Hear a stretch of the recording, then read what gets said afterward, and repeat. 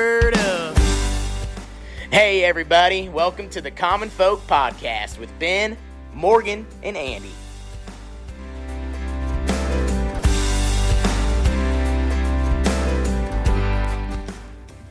Welcome back to Common Folk. The Common Folk Podcast. The podcast for the people, by the people. That's right, we are the people. Is that our tagline? We don't have one. I don't think we have one. We should get one. We don't. No, Come we on. don't need one. We don't? Mm-mm. All right, well, The you're name- wearing the Common Folk hat. The name says it all. Huh? True. All right, yeah. Maybe that's the tagline. The name says it all. Ooh, see? Oh, see, I just was saying how he's so good at I this. know. I'm not Boom. good at it. Look at that. Yeah. What you got over there? You Your bush latte? Yep, a little blue yummy. Yeah. Oh, yeah, the blue yummy. Not the blue rocket. Didn't I on accident say that once? Blue Rocket. Didn't I say that? Probably. I don't remember. Well, guys, not guys. Andy, did you know it was this guy's birthday over here I heard. this past I weekend? heard. I saw some fun posts. The big 4-1. Yeah. Yeah. Yeah. It's not as fun as the big 4-0, but No, you'll take it. There was no party. Oh, I mean, he just got some presents and dinner, Sure did. cool. lunch. I Yeah. guess we went to lunch with your dad. Yeah. Mm-hmm. You made some yummy food because you love to cook. Mhm. Most people don't want to cook. I don't want to cook on my birthday. Mm-hmm. Yeah, you want to go out. Yeah, Yeah. Heck yeah. Well, I was hungry. I know, but I gave you the option. I was like, what do you want to do? You know how many times we asked him what he wants to do? I don't know. You guys put us in that corner. Like, Why? Mm-hmm. Well, And then when I say something, it's like, yeah, no. Mm. I feel that's him. I feel That's like I get that him. a lot. He does that to me. Oh, really? I know what you're talking about. Yes, he does. Well, that probably not going to work out. Totally. I He's don't know like, about that. oh, so what do you want to watch on TV? And I'll say it, and he'll be like, okay, so let's look at this one, and like keeps going. I'm Right. like, I just said what I want to watch. I just said One Tree Hill. He's quiet over here. I'm not watching that. Oh my gosh. Okay. Well, are you going to do anything fun Friday Maybe. for the St. Patty's Day? Definitely got to wear your green. Yeah, the table's set. The Okay. table is set to have a good time because, St. Patrick's Day, Ashley has it all lined up where the kids are going to daycare. And so we're going to have the whole day to ourselves, which we haven't had in, I feel, Boom. Don't be coming years. knocking on your door. yeah. What? White flags up. Yeah, right. Gonna have your tie hanging on the door handle. Yeah. Is that the sign? Is that what you guys do over there? The tie? No. But, I mean, there's got to You be guys just something. leave the door open? Like, no. So I don't know. We're kicking around ideas, seeing if maybe we want to go downtown Omaha. We used to do that back in the day, and that was fun. But we're 41 as well. So You guys got all day. I think so. What you run a betting show? Uh-huh. What's the line on what time you go to bed? Ooh, I don't know. Like you have those stages of impairment, and if we get an Uber, that kind of opens the door for even more fun.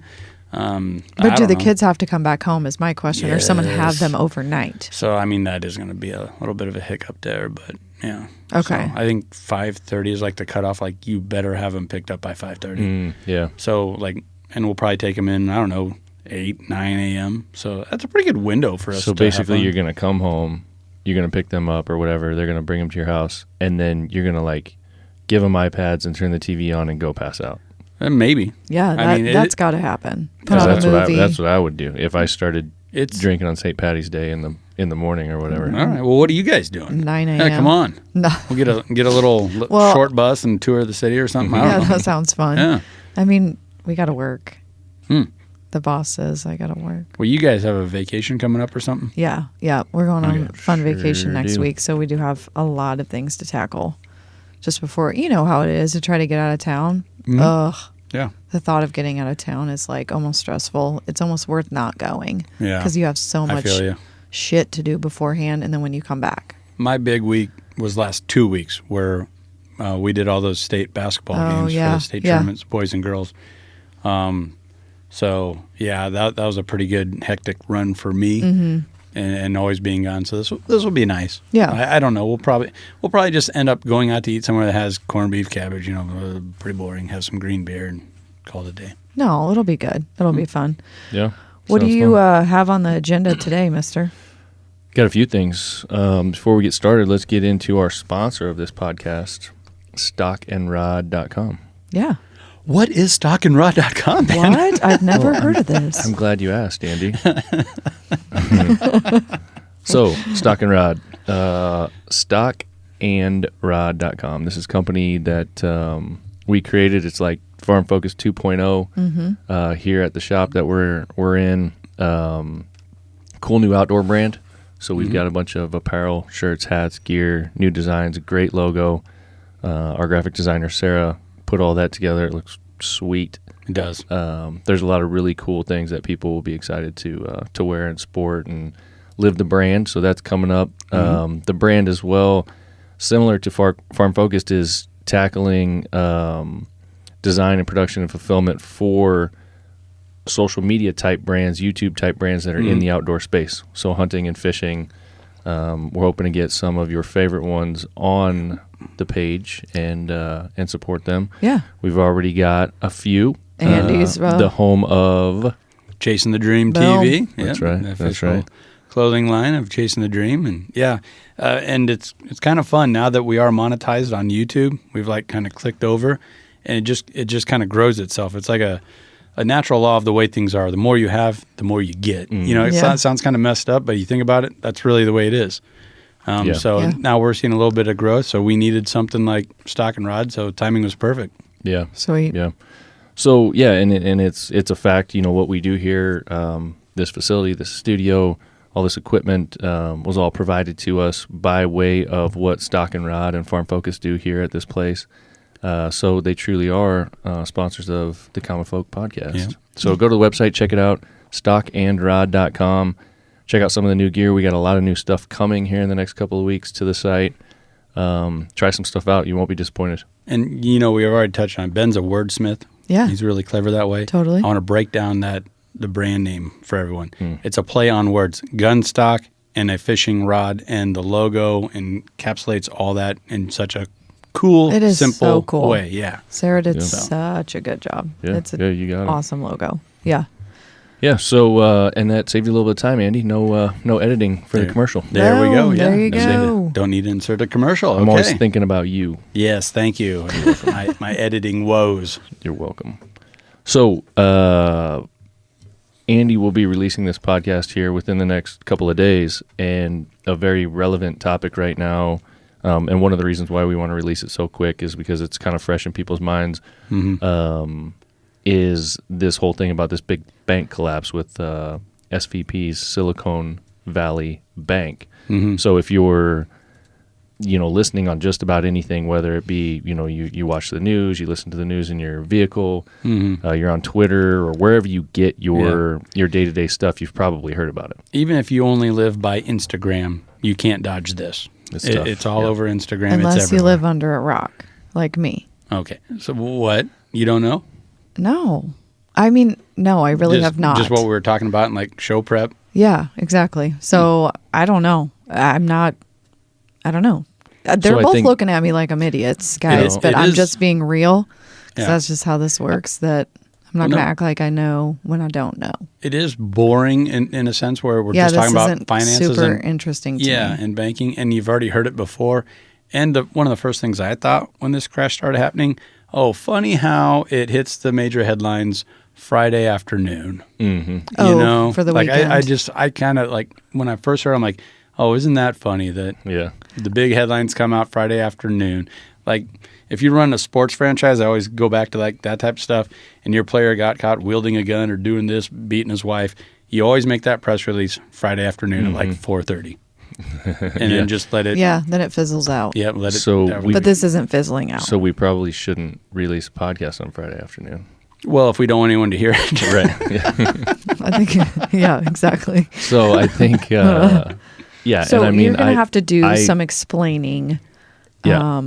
of it. And I listen it down. to a lot more like kind of news outlet type things than you do, but there's a lot of folks I'm sure listening that are probably in the same boat as you because this is still relatively fresh. Yeah. There's still a lot of information coming out, and I think a lot of like the big media outlets are really trying to figure out the best way for them to present it to keep themselves out of hot water, just like they normally do. Yep. But we'll get into it. We've got some specifics, some things that we looked up, kind of a culmination of all the different things that I've been hearing and the stuff that I know to be true. And I just want to put a common folk spin on this thing.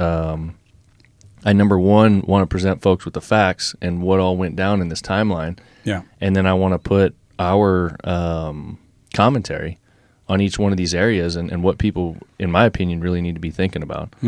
So to start, again, it's this Silicon Valley Bank is what they're called, regional bank. Right off the bat, sounds fancy. Yeah. Well, they got some fancy clients. Pretty neat name. Okay. All Yeah. right. Well, just They got saying. some fancy clients. They try to call them. They try to present themselves as not being big, but the fact is that this is the second largest bank failure in U.S. history. So they're pretty big. So there is a little fire to the smoke, I mean, Right. Yep. something happened. Right. Yeah. So let's talk about this bank a little bit and kind of what led up to this. And I don't know if we've talked a whole lot about this in the past or things I haven't said, but to make it clear, I hate money. I mean, I hate it. I don't think we've really talked about this. Yeah, not to Andy's that depth. laughing. Well, one of our sponsors that's been just a terrific sponsor for our football and basketball games, is Currency, and they're a newer lending company, and they call themselves Currency, and they specialize in lending money to people that need a new tractor, that need a new backhoe, things of that nature. And so whenever Brandon does that reader during a game or during a timeout, I'm like, I love Currency. I could use some more right now. So you have to explain why you say that. I know, but why do you say you hate money? There's a lot of reasons why, but I just don't like. I don't like that almost everything that we do or that we're forced to do is based on the fact that it requires whatever we're doing requires money. Something else that we want to do requires money, so we're going to do this so we can get it or whatever. And I have seen time and time again, and will continue to see for the rest of my life, money being the reason why someone else steps on the back of someone else's neck to get something else. You know what I mean? It's just like it brings out the worst in people, and I just don't like it. I just flat out don't like it.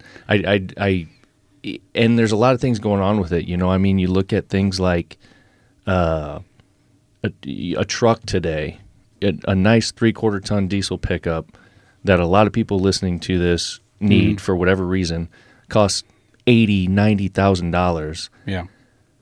When I was a kid, to 1997, I remember my dad buying his first one, and it was $35,000. And I remember at the time I was thinking, holy crap, man, a $35,000 truck. That's more than you make in a year. Yeah, and now they're $50,000 more. It's just like this is what keeps happening. To me, money is we're on this treadmill that we'll never get off of, and the speed is always going to be increased, and we're never going to get anywhere. Like people feel it gives people such a false sense of things too. People feel like, oh, I got a raise at work, and look how much money I'm making, and all this kind of stuff. Yeah, but look at what your house costs. Look at what your car costs. Look at what your groceries cost. Look at what your eggs cost a few weeks ago. I mean, all these kinds of things. Everything goes up proportionally, and it ain't coming down. It all just feels like such a rat race. Yeah, you touched on a few things there, and going back to the sports. But one that's personal to me. Shortly after Ashley and I got married, Joanne Kappas, your old coach, she built a dynasty there at that high school. Right. And she was on a run of 3 straight championships. And her girls that she had from freshman year, this would have been their senior year, so they're going for a 4-peat. And everyone's like, oh, yeah, they got it. They're number 1 ranked. They have been for 3 years now. She was, quote unquote, forced into retirement because she clicked over to this spot where if you don't retire now, you're going to lose so much money on your pension, your state-funded pension. So, and they had this big old meeting. They went to this seminar that shows you that if you don't retire, you're going to be losing It was something wild, like $11,000, $5,000 a year or something. So she was, quote unquote, forced into giving up her entire career. You built up to that point to have your best team, to get the four-peat. You know, these girls that you had all the way through grade school, middle school, and now this will be their senior year. She retired the year before that. And of course, they went on, one stayed under a first-year head coach. And then that dynasty would have continued because it's not like she just stopped, you know, caring about the grade school development programs and things of that nature. So then she had to move to a different school, a different district. Once again, just fleecing the system basically, but it was all dictated over money. And I'm not saying she had to give up volleyball or this or that, but I just thought it was insane. I'm like, I don't care that you're losing, but it's also not my money. Yeah. Like, I'm not losing $10,000 a year or whatever it was. I'm just throwing that number out there. I have no idea what it was, but it was so substantial that it was a non-decision. It was a non-decision. She had to do it. Yeah. And I think that happens probably with so many people Happens in all so the many time. different situations to what you're saying and what you're saying. So I just think that the system and the way it all works, it's all so flawed. And, you know, I mean, it's one of those things where, like, let's just say our business that we run here makes $100,000 in a year. Okay. And that's so essentially that's what our family makes. I would be fine if it only made 10, as long as the groceries came down proportionally, the house came down proportionally, the cars came down proportionally. There's no reason for us to be dealing with these big ass crazy numbers. And stuff just gets out of control. And that's what we're going to get into when we're talking about this topic here, some of these big numbers that are even hard for me to even like picture in my mind. Oh, it's really difficult when you start talking billions and then they start throwing around numbers like trillions. Like, no. You know, like, your mind can't even comprehend that. It's such a big number. Right. But hold on. Maybe now it will. Oh, that will help for sure. There we go. definitely. That will help. So let's get in. We got we'll get past the point. Everyone knows I hate money. Okay, next. Silicon Valley Bank Silicon Valley and the Bank. demise. Yeah. Lay it out there for us, So Ben. to start with, this particular bank had $175 billion on their books. So you'd consider that a pretty big bank. I mean, it, at a minimum, that's what they had on there. Some numbers are up to 250, but 175, 200, whatever. It's a 40-year-old bank, so they've been around a long time. They've been putting in some work. Again, like I said before, I think I'd said this before, second largest bank failure in U.S. history. So it's something to consider. And these guys keep calling themselves not big. Like, we're not Why that big. do they say that? They we're gonna want to remain small? We're going to get into that. Okay. So when this bank started 40 years ago, early on into their inception, they started getting heavily involved in venture capital. So they decided that they were going to go down that route of essentially giving very high risk loans to entrepreneurs to help start their businesses, to fund whatever project it is that they have or whatever the case may be. So what you need to understand about this is that this bank has had this high risk culture from early on. Most banks don't do this kind of thing. Because normally it's just a person. Well, right? Yeah, like the sharks or whatever. There's just a number where a bank, it doesn't make sense. We're not going to take on that risk. There's no need to, or it's not smart to. I do want to say it was a great regional bank. They were small when they opened in the 80s, and also they're in Silicon Valley Bank. Those were the companies around them, those startups that were in software, that were in computers, that were in IT. So I think it's pretty cool that a regional bank stepped up as a kind of a venture capitalist route and was investing into those companies and hit on enough of them. That too shows how good they were for, let's say, up until 2016. And that's a key turning point I'm sure you're going to bring up. But that's how a regional bank should work. Like all these banks here in Nebraska, for the majority of them that we work with, they're investing in local farms, local ranching operations, big, small, whatever. But those are the cards you're dealt and you have to play with. And that's the cards that Silicon Valley Bank was dealt. Like they're doing these crazy things with Apple computers. I thought Apple was fruit. Like this is how far back that goes. And if it weren't for them stepping up and taking some risk, Silicon Valley, it wouldn't be what it is. Sure. You know what I mean? In a way, I admire this bank up until a certain point. Yeah, that's what I was just going to say, because appreciate someone investing in an entrepreneur. Yeah. But I don't know where the story's going, so I don't want to get ahead of myself. Go ahead. Yeah. So on that topic of them deciding to invest in venture capital, that became such a big piece of what they were doing. The individual who was running that venture capital arm was then moved into running the whole bank. So it's just painting this picture of showing you where their head's at, where they like to spend their money. Again, they're high risk folks, and you play with fire long enough. Yeah. So is the one person that started this still running the? I don't know about that. Was it sold, switched? I just didn't know if it's. I mean, it's been 40 years, so I Okay, imagine so he's long gone. Probably moved on, and there's a few been names passed here. on. Yeah. Okay. And there's a lot of things that we're not going to touch on, but Okay, there's a sorry. lot of stories, true stories, facts about some of the people that are running this bank, some of the things that they're involved in, what has given them kind of a leg up with regulators and so on and so forth. But I just kind of have the high points that I think help the common folk understand what the heck's going on here and what do I need to know. Yeah. So as we go on, they've got that focus. The next thing that I want to touch on that starts help painting this picture again is there's this regulation called Dodd-Frank. Dodd-Frank says that once a bank gets up to $50 billion in assets, they become subject to additional regulations and requirements. So when your bank gets that large, now all of a sudden, essentially, you've got the government climbing up your ass. Yeah. The feds are in there looking at your books, making sure you're not cooking them all the time. Yeah. And more than likely, they are cooking them. Well, no, I'm not saying that, but it's also set up as a safeguard against all their clients. Like, we're not going to allow this bank to put themselves in such a predicament that they won't be able to insure at least the $250,000 that we're insuring. Like, they're covering their own ass in a way here. So it's kind of like a thing that has to be there in order for the government to be FDIC, which you'll talk about that. They have to be there to make sure that these regulations are put in place. Otherwise, like a venture capitalist type banker might keep taking on too many risks. And like you said, you keep playing with fire, eventually you're going to get burned. And I think you hit the nail on the head when you said it gets to a certain size where it's like, the big tree falls hard. It gets to a certain size where it can more easily fall and wreck a lot of people.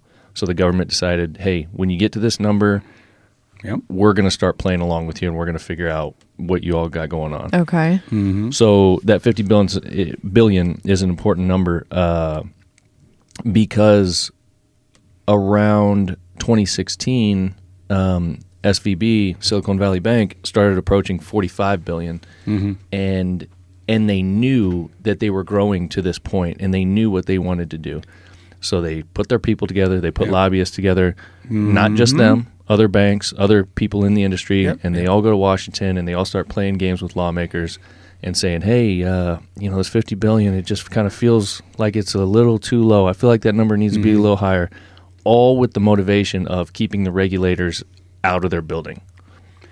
Well, and loosening the reins. Like, look, man, this legislation, you set that up way back in the 30s. Nothing like that ever repeats itself. Come on. Yeah, and I don't know when it was set up, but either way, they knew that they were poised to do some big things as far as numbers go. Yeah.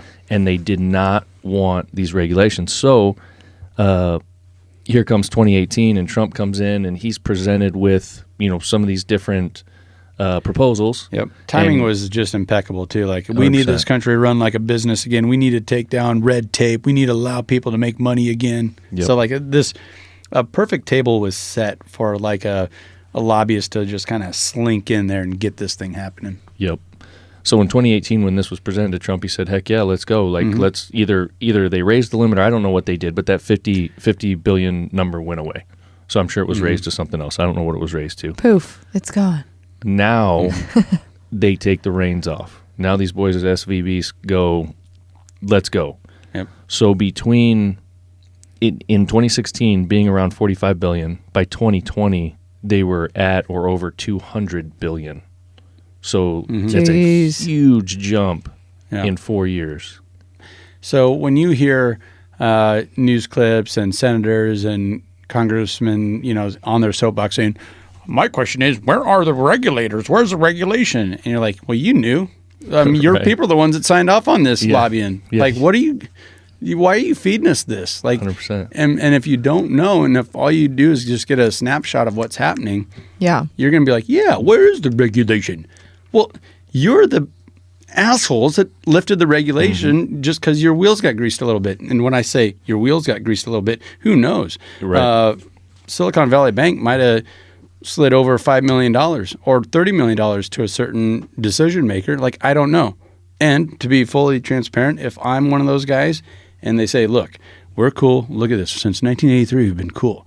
Here's $30 million. Just allow us to keep doing our thing. Yep. We're going to be good. We're going to be good, brother. Use this towards your next campaign. And you know. or just I put in my own personal bank Yeah, account. who knows? Yeah. Yeah. That's generational changing wealth right there. Just for and in your heart of hearts, you're thinking, you know what? They have been good. Maybe they have earned this little bit of a leeway here. So like I can see the other side of it. And if I'm the person, it's basically a bribe. I hate how they also call it lobbying. It's a bribe. It is. Yeah. Totally, it's a bribe. I might take the bribe, though, is what I'm saying. I mean, I'm not greater than Jesus here. Like, if someone's offering me $30 million and I think, you know what they're saying now actually does make sense. Like, good You can God, start man. convincing yourself of anything. Hell yeah, for $30 million or whatever the bribe was, like, man. So, like, it's just this crazy. And back to you hating money, the whole system is built like a house of cards ready to fall. Yeah, it's like, whack. always. Yeah. Yeah. It's not a good system. Yeah, and again, another good point that you made there, because this is what a lot of people are hearing, is some people coming out, officials or whatever, and saying, well, where was regulation? How was this allowed to happen? And as the common folk just listening on the radio, you agree. You're like, yeah, what the hell? Like, people are just looking away. They're not paying attention to what's going on here. But really, when you find out, oh, this was by design. Yeah. Oh, yeah. okay. And I'm mad at Joe Biden, but actually Donald Trump's the one that passed this legislation, and I was cheering for it. Right. I mean, so that, Yeah. I mean, hey, it's just a fact. Yeah. So another deal out there is the FDIC. So you mentioned it earlier. You go into any bank, as you walk through the front door, you'll see on the glass FDIC insured. And a lot of people don't know what that is. Yeah. I was just going to say, obviously, I know my money's insured, but Yeah, it just what makes does that you feel mean? makes you feel good. Yeah. So what that means is that the feds insure the money in those accounts up to $250,000 per account. So as long as you have $250,000 or less in your account, or in assets or whatever at the bank, if the bank collapses, you will recoup that money even if the bank can't pay you. The feds will get you that money. Yep. So that's a rule that's in place. And it's important to understand that because as we get into this story, over 90% of the accounts at SVB are over $250K. Jeez. So over 90% of the folks there involved in this bank have a lot of money at risk if this bank collapses. But as we get into it, they should have had a lot of money at risk, but maybe they actually didn't. Right. And that's one of the things we're going to get into as well. Sucking it from both ends. Right. And so there's a lot of it too isn't just, we talk about, we just think about ourselves like, oh, I'm an individual. I got a checking account there and a savings account there. I don't have $250,000 in my accounts. I never have. Yeah. But a lot of what they have going on there too is businesses. Yeah. Yeah. And SVB, once they got this regulation lifted, basically, they were able to further leverage themselves and go to companies like Roku's one of them. They're the streaming service. Okay. With a little box. Yeah, They've also got into making smart TVs. Yeah. Like, what are you doing banking with these 5 other banks? Just put everything in one account here. We got interest rates down at 0%, 1%. This is easy. Like, you just get rid of those zones. So they convinced a lot of investors that they were in on it too. Don't get me wrong here. But to basically put all their eggs in one basket, which should be a red flag. So even though we know this is FDIC $250,000 and we're asking you to put in $250 whatever, $25 billion, like that's hard to wrap your mind around. A checking account with $25 billion in it. I mean, like, Yeah. And the only thing that's insured is $250,000. Right. And companies and individuals were doing this with Silicon Valley Bank. That some of those accounts were insane. Yeah, and it just is crazy to me because I always think, well, shouldn't you be investing it? But I mean, I guess they need some of that, but also, is it just for show? Well, no, the thing is when you're a business, so you take Roku as an example, they had $500 million in SVB sitting in an account. $500 million. Now, businesses, especially when you get that size, they need to have liquid cash. They need to have cash to be able to go to the bank and pull out and buy what they want to buy. Like maybe they need to go buy a new building, or maybe they need to buy a new fleet of vehicles or whatever. They need the liquid cash too if they want to take out a bigger loan. They need to have that there to show. Right. Yep. So that's part of the deal, and that's part of the reason why some of these big businesses have that money in there. But normally people diversify. Well, if you're talking about individuals, but not necessarily but businesses. I mean, businesses, that's a long conversation, but businesses should have multiple banks. Yeah, that's what I'm saying. Yeah. Like, and going other businesses places. invest in other businesses and own portions of it and so on and so forth. But the bottom line is, yes, you do need to have a fair amount of liquid cash. So and diversification too. Yeah. You shouldn't just have all $500 million in one account or whatever in Silicon Valley Bank. It should be spread across a few. Yeah, that does seem crazy. And I think when you're dealing with that much money too, you need to be hyper aware of the health of the financial institutions that you're dealing with, and what are they doing with that money? What are they investing in? How do they have themselves leveraged? So on and so forth. I mean, there's people that get paid really good money to keep up with things like that, and some of these people should have known better. They just should have. And to that point, I didn't take this note down, but it was one of the things that I had heard. There was some rating agency that just a few days before this thing collapsed gave this bank a top A+ rating as far as their health goes. Well, that's the same as Enron. Everything was positive about Enron until it freaking collapsed. Right. So it just gives you, a real life glimpse into this is all smoke and mirrors, dude. You have to figure this out your own. So somebody actually controls the narrative being put out there. Oh, shocker! Right. No, and when the dominoes started to fall, and maybe we'll start getting into that, was Wednesday afternoon.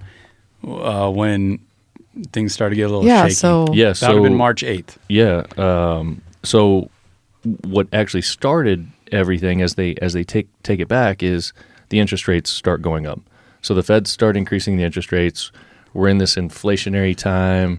The Feds want people to quit taking as many loans, quit spending as much money. An oversimplification of it is, in order to get a hold of inflation and tamp it back down, you got to raise your interest rates. That's an oversimplification, but that's basically how it works. Yeah. Okay. And the basic idea is lower demand, increase supply, then prices of things start coming down. Yep. That's the basic idea. So, but the thing is that when you take a bank that makes their money off of the fact that they need people to keep taking loans, and people have decided, oh no, now we're not going to buy as many things. Now the bank starts going, oh shoot, now I'm making less money. Now what am I going to do? Yeah. So that starts 2022. The loaning becomes tighter.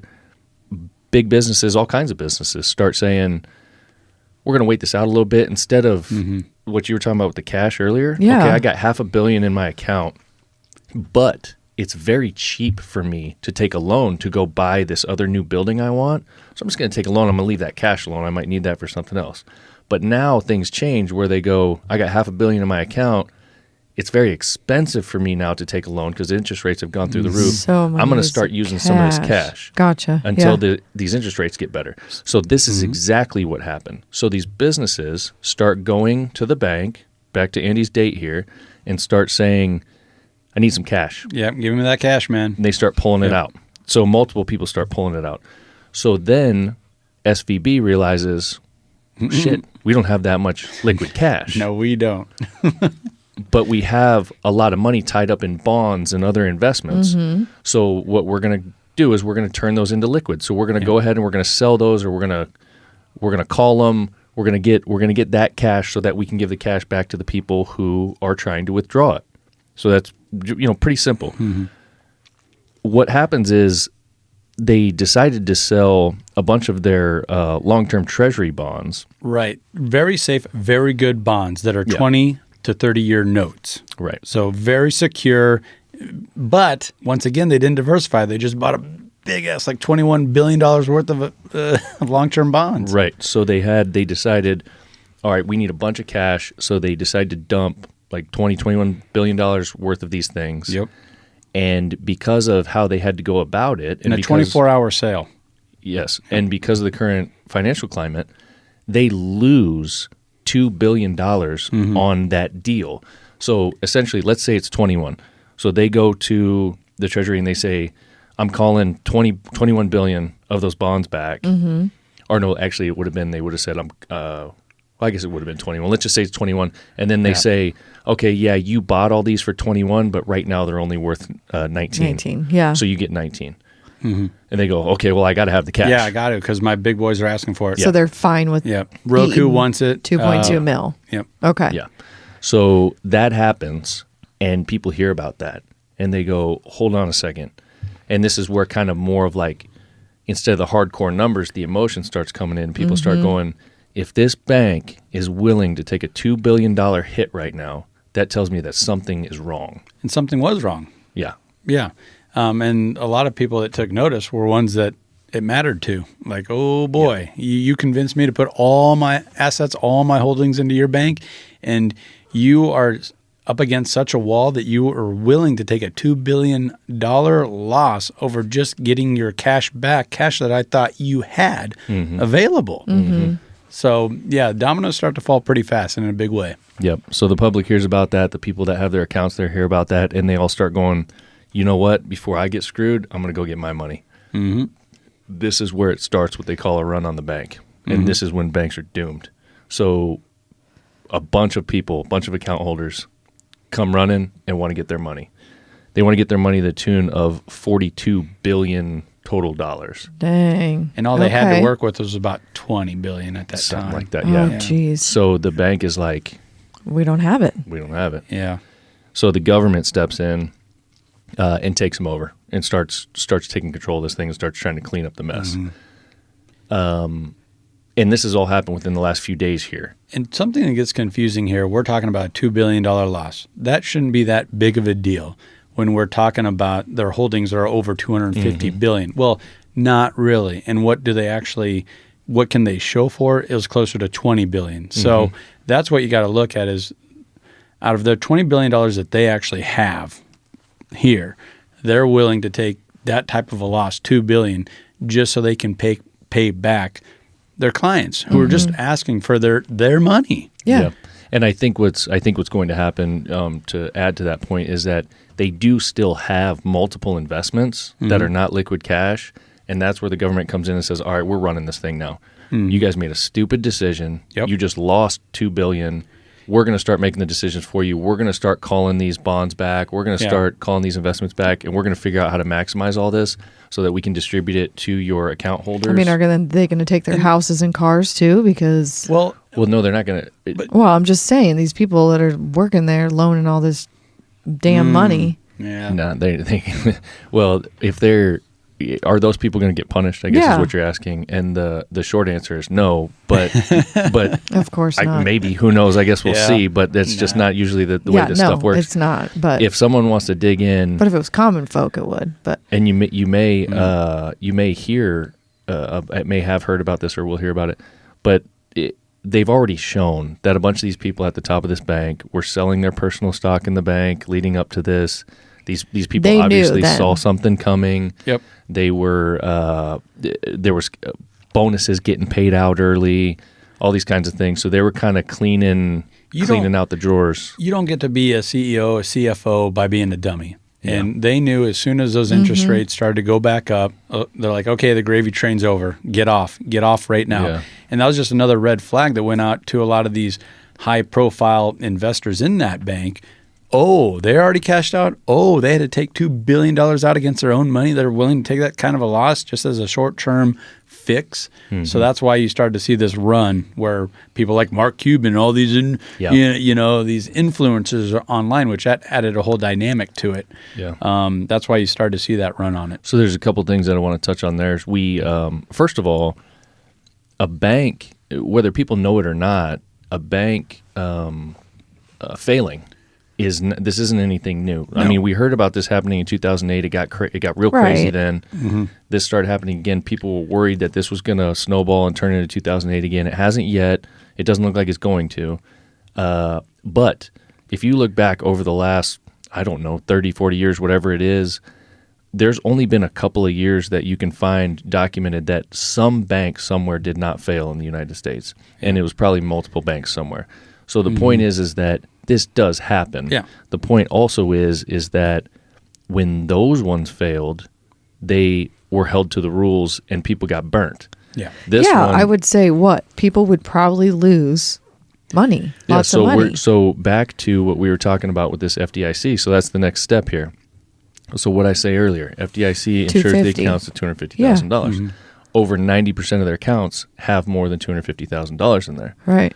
So what happens? All these people who own these accounts, and a lot of them are big name folks, like Andy said, Mark Cuban, among many others. People that own wineries and distilleries and cool stuff. They don't want just $250. People who have a lot of influence start going to social media, start going to their representatives, start going to their buddies that hold positions of power that can influence, and they start going, whoa, number one, I need all my money. But number two, you better figure out how to do this because this is going to affect the whole country. Like, if people start seeing, they start telling stories. Like, if people start seeing, start seeing this happen. I just was thinking that word. They're all going to run around. We're going to have 2008 again. There's going to be runs on everybody's banks. Like, you need to fix my situation so that the whole thing doesn't go crazy. Yeah, like I am so important in my new app company. Oh, of course. Yeah. All these damn people that have all this money anyways, acting all... But to regionalize it, and that's why I used to like what SVB was. They're a regional bank that helped out businesses in the area. So like in, let's say, Nebraska, thing that would happen every once in a while. Let's say we have a 3-year drought. Okay, well, if this bank is loaning out to a bunch of farmers and then you have 3 droughts in a row to where you're not raising a good crop, well, now you're not going to be able to pay back the bank. Now the bank might have to fold. That's when the feds would come in and be like, all right, we're going to divvy this up best we can. That happens, like you said. It's not uncommon for a bank to get out over their skis and the feds to have to come in, shut it down, and then clean up the mess and try to get all the clients, the farmers, as much of that $250. Well, they'll get the $250 back, but if they can get back more, well, then great. Nothing's insured after $250,000, though. That's the key number. Yeah. So the government has taken over this bank. They also took over another bank in New York that I don't know what the ties were, but somehow something happened there at the same time. They're one of the lobbyists. They're part of it. I'm sure. They had in one way or another. And they've got a couple decisions to make. They can either shut this thing down and divvy as many funds as they can and then tell people, hey, that's that. Insurance paid $250 plus whatever we were able to recoup. That's what you got. Yep. Or they can figure out a way to get every single one of these people their money back. And based on all of the pressures that they were getting and the whole social media influence and all that, they decide we're going to go ahead and take care of all of you. Yep, we're going to bail everybody out. We're going to bail everybody out. So an important point here is everyone automatically thinks, well, the taxpayers are going to pay for it anyway. It's coming out of taxpayer dollars. Yeah. It's going to be taxes, whatever. That's not necessarily the case in this particular situation. Well, where is it coming from? So what they decided to do was that they're going to use these FDIC funds, and they're going to make everybody whole, and they are going to recoup funds through this FDIC organization and possibly some other banking organization that all of these banks are involved in that pay into this fund. So they're going to take the money out of that, and then they're going to put special assessments onto these banks. So these banks are now going to be required to pay more into this fund than they had been previously to rebuild the fund back up. So it's almost like... So now it's like the bank's fault. Well, the banks are supposedly paying for it. The banks are punishment. They're getting punished. Right. So, yeah, and let's just put 2 and 2 together. But to help people kind of clarify this a little bit, it's kind of like if, in our small town, in our small school district, even in some of the bigger school districts up in town, they decide to do a bond. And everyone gets, their taxes don't necessarily go up, but they could get a special assessment where, okay, now you're going to have to pay an additional $10 a month for the next 5 years. Okay. And then after that 5 years, it goes away. It's gone. It's kind of like a loan almost. So it's similar to that. So those Yeah. banks are going to have to pay this additional money for X amount of time. Now, you have to ask yourself, where do you think that money is going to come from? Yeah, that's the next step I was Yes. taking. Like, do you think the Yeah. bank's just going to go, oh, yeah, we'll go ahead and pull that out of our profits and make those extra No, they're payments, no gonna- problem? Interest rate, like they're gonna. Yeah. It's They're gonna just be gonna us. they're just going to charge more bank fees. Yes, You know, whatever the cost of whatever is going to go up. I mean, absolutely. of course, the These people are going to hidden pay for fees it. that when we What's- balance your checkbook that you see. Yeah. What's that movie, The Big Short, did Mm-hmm. such a good job of really trying to boil it down, and maybe they made it a little too slick and sexy and all that stuff.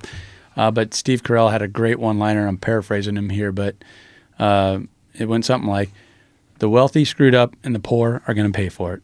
Like it's just what always happens, and it always does. And he knew it as soon as he saw some lobbyist walk out of Wall Street right in the middle of all that shit going down in 2008. He's like, "Oh, same old story." Yeah. Like no one's held accountable, and everybody's fine. And in fact, I feel, and Ben, I was talking to you beforehand, I think it entices slime balls to go ahead and break the rules again. Well, that's what I was thinking.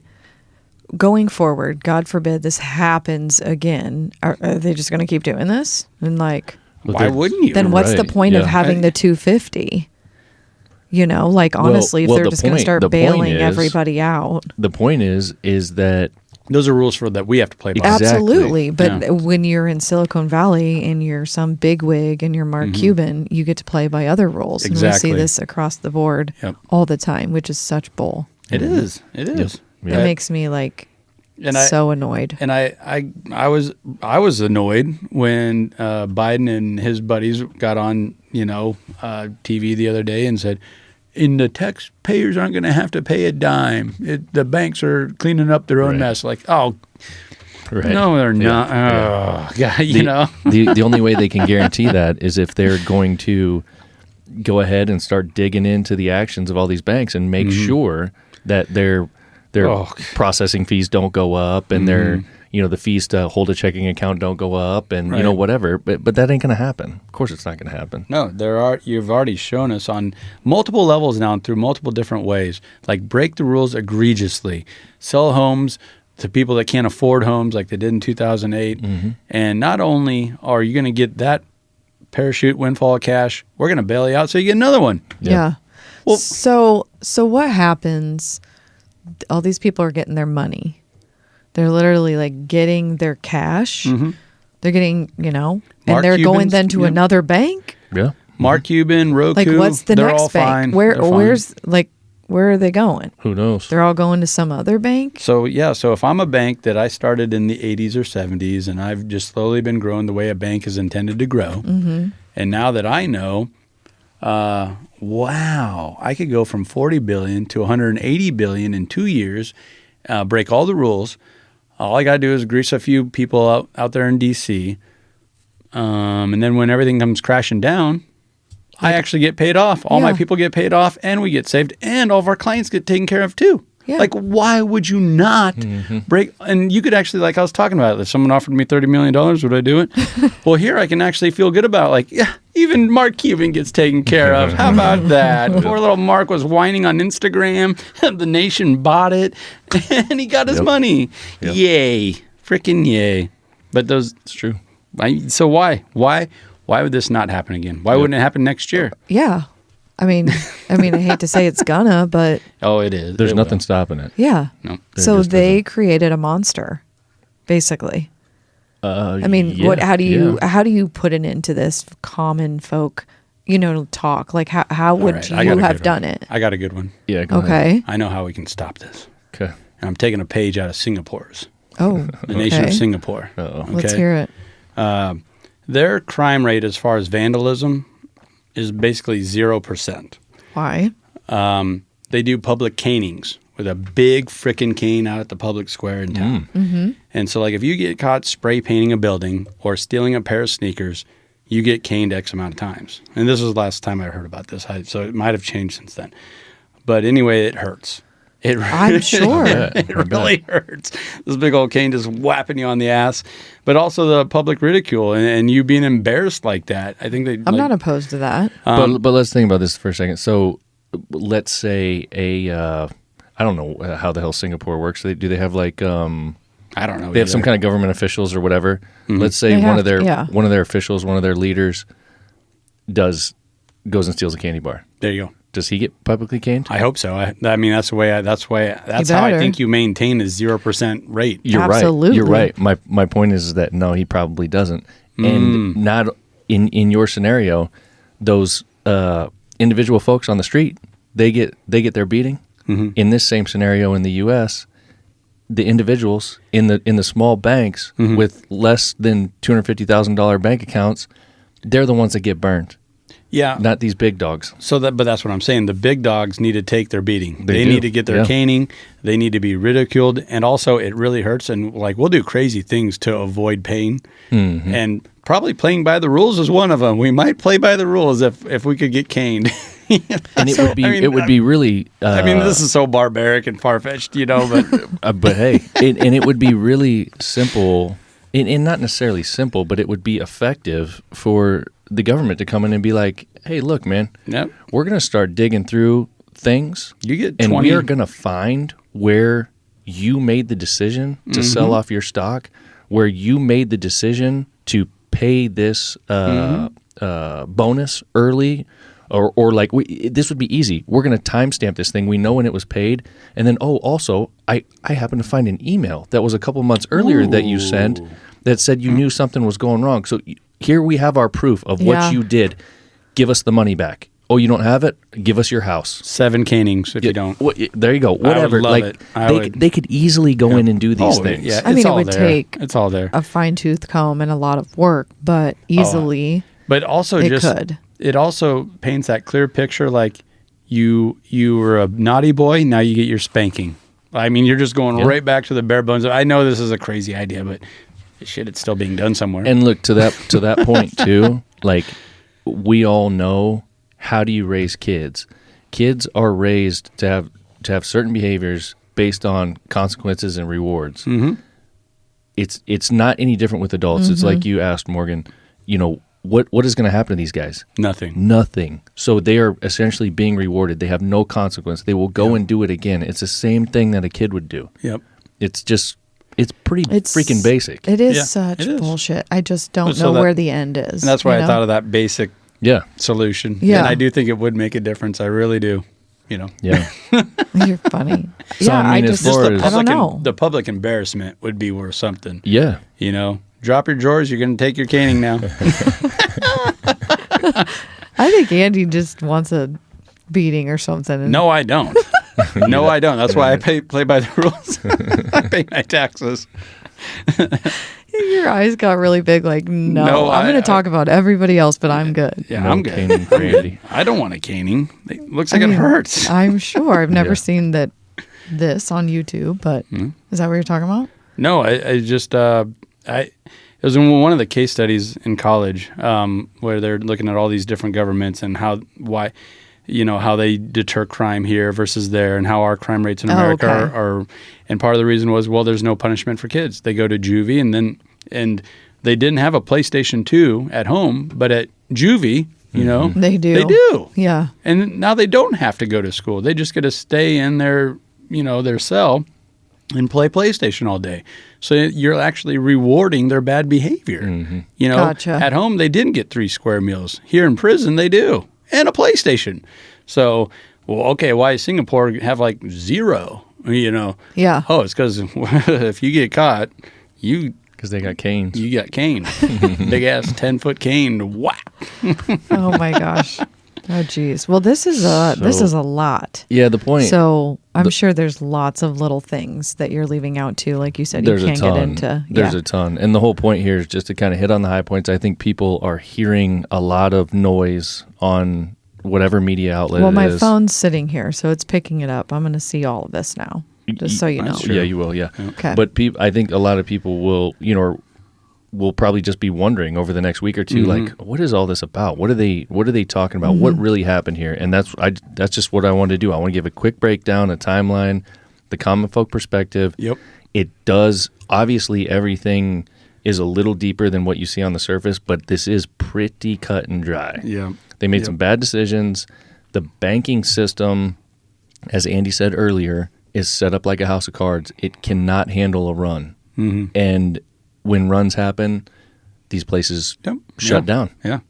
And furthermore, like, you're fine. Your checking account is fine as long as you are playing by the rules and you have $250,000 or less in that account.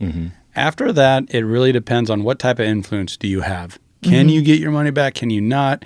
Probably not. I mean, just bluntly speaking truth, you are not Mark Cuban. Yeah. You are not this dude that owns a 200-year-old winery in Silicon Valley. So you need to diversify and play by the rules. Otherwise, you will get caned. You will get spanked. What I want to know is, so all those employees at the bank, then obviously they're out of a job. Yeah, I'm not sure what's happening You know, with the Yeah. organization. it's just interesting. Yeah. So now I'm is going to have to interesting. dig in Yeah. a little bit.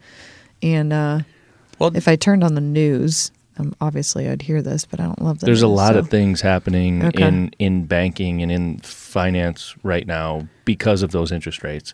And this is one of the first big national stories. I mean, we know people in the industry. We know people personally who have been affected by this, who have lost their jobs, and when I say by this, I'm talking about the interest rate increases because of the fact that not as many homes are being bought, not as many loans are being put out. It's just it's how this system works. do you remember Tier 1 Bank? The name sounds familiar, but I don't know. They were real big. They were another regional bank here in this area. And when I went my first year of college, I needed to find a bank, to do business with. And they had a location in Auburn. They had one in Nebraska City. They had a few in Omaha, Plattsmouth. So I thought, all right, I'm going to start banking with them. And then it just carried over because I ended up living here. So then it turned into my main bank. Well, Ben, to your point, in 2006, 2007, they got off track. They weren't dealing with just farmers in the Midwest anymore. They started, their new guy, and I'm grossly simplifying this, got involved with some housing projects in Florida. Okay. And then, that crashed. Oh, shoot. So what ended up happening, they sold off and it became Great Western Bank. Well, here recently, that turned into Interstate Bank. So this type of thing happens all the time. It's just that usually it's not even a blip on your radar. Right. And for me to, I had to ask a million questions, like, why is it not Tier 1 anymore? And it was just, once again, in the World Herald article, that's our local newspaper, published Friday afternoon. Tier 1 tanked because of this, but don't worry about it. It's being bought out by Great Western that's based out of Sioux Falls. Everyone's moving on. Yeah. Yep, there you go. No big whoop. Don't No big worry, whoop. your account's just changing names. Everything's going to be the same. You have less than 250,000, right? You're fine. Yeah. Well, as always, the common folk give you the straight story, and the common folk spin. So Yeah. do with it what you will. It's good information for just to have. I mean, it's kind of interesting to me who doesn't obviously I didn't know about this, but I'm surprised that you are interested in this since you don't like money. well, I don't like money, and it So it infuriates you? It makes me very mad, and Yeah. it confirms for me A lot of things. more reasons why I don't like money. Okay. Yeah, Okay. right. Gotcha. Well, and also this is why I think podcasts and things like what we're doing really do matter, because people are tired of getting that snapshot of a senator telling you this, that, whatever, Always. grandstanding, and just being packaged into a minute and a half, 90 seconds. Where here we spend over half an hour actually breaking it down, putting a little history to it. Now, if you're at the bar, at the barber shop, you can hold up a conversation, actually have a little understanding as to the moving parts of what's happening Thank and you. who ultimately is going to pay for it. Yeah. I mean, because honestly, that is a huge deal why I don't want to listen to the news, because it's just their narrative. And I would like to dig in, but I don't always have the time to hear both sides and then make my own opinion. So Right. this is just the facts. And Yeah, and obviously my opinions are all bad when I'm saying let's cane people. So I mean, we we like to put our little spin on it, of course. I mean, right? We're gonna need But- one of those legal disclaimers Yeah, at the end. totally. Like Oh, shoot. Yeah. someone talking really fast. Andy does not speak for common folk. The Common Folk Podcast does not support caning. Yeah. Unless you're in Singapore, don't mess around. That could be the tagline. There you go. Back to the tagline. Full circle. Full circle. Common folk does not support caning. Yes. All right, boys. This was fun. All right. It was. Well, Are we done? Yeah. I think so. Turn it off. Do it. Or we're done? You guys Peace. done? All right. Later. See you.